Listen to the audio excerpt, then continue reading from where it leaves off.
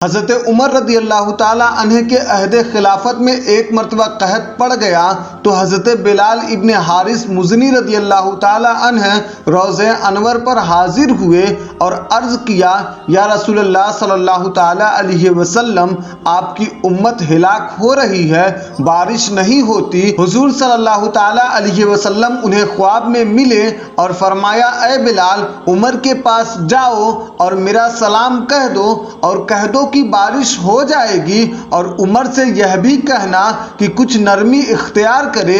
یہ بات حضور نے اس لیے فرمایا کہ حضرت عمر فاروق رضی اللہ تعالی عنہ دین کے معاملے میں بڑے سخت تھے۔ حضرت بلال حضرت عمر رضی اللہ تعالی عنہ کی خدمت میں حاضر ہوئے اور حضور کا سلام و پیغام پہنچا دیا۔ حضرت عمر یہ سلام اور پیغام محبوب پا کر بہت روئے اور پھر بارش بھی خوب ہوئی۔ اس واقعے سے معلوم ہوا کہ وصال شریف کے بعد بھی صحابہ کرام مشکل کے وقت حضور ہی کی خدمت میں حاضر ہوتے تھے اور ہر مشکل یہیں سے حل ہوتی تھی۔